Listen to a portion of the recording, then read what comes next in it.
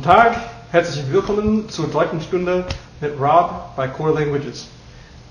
Today we're going to talk about relative pronouns. What are relative pronouns? Well, with relative pronouns we are referring to something previous or previously mentioned in a sentence.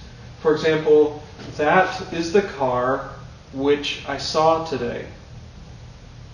Which refers to that car, right, or the car. And what we call this noun that is referred to later with a relative pronoun is an antecedent. The relative pronoun, in this case which, only refers back to antecedents, usually what comes right before a comma leading into a relative clause. Now, that might sound a little complex at first, but I'm going to walk you through a few things that'll help you understand better what this looks like in German and in English. So relative pronouns in German are almost exactly identical to the definite article chart. So when I say definite articles, der, die, das, and so on, here we see with the nominative case, masculine, feminine, neuter, plural, der, die, das, die, accusative, den, die, das, die, dative, den, der, dem, here, denen. And so denen is a little bit different from the expected den if we're talking about definite articles. Just a small difference, but worth noting. Now the genitive is different as well. We have dessen, deren, dessen, and deren instead of des, der with our definite articles chart. Here I've written a Beispiel, an example of what this might look like in German. Ist der Mann, den ich kennengelernt habe.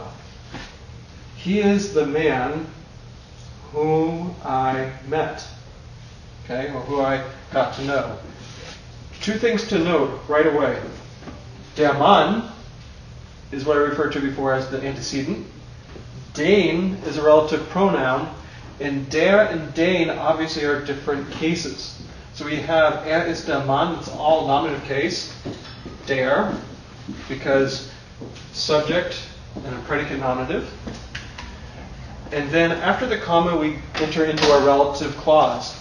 Den is different from der because in the new clause, we already have our subject ich. So I am meeting or getting to know somebody, right? And that person is the direct object, and therefore it's den. So der Mann has to become den by virtue of the grammar in the relative clause. Which brings me to a very important point, that whatever the grammar might look like in the main clause, it is not necessarily repeated or reflected in the relative clause. So another example of this might be, he is the man with whom I went to the movies, or with whom I worked. Okay? So ist der Mann, mit dem ich gearbeitet habe, with whom I worked. Dem is the dative case, and that's because if I say mit, that's a dative only preposition. It requires a dative relative pronoun. So ist der Mann, mit dem ich gearbeitet habe, is dative case. Of course, it's nominative case in the main clause. So just something you have to keep in mind. So going back to the English example, we have that, which, who, and whom. So he is the man with whom I worked, or for whom I worked. He is the man who I saw yesterday. Okay?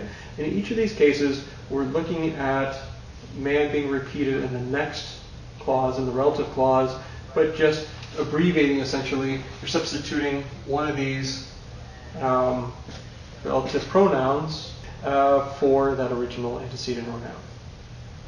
Hopefully that makes sense. If you have any questions, if it wasn't quite clear, please let me know in the comments and like the video, and wie auch immer, auf Wiedersehen und bis nächstes Mal. Tschüss!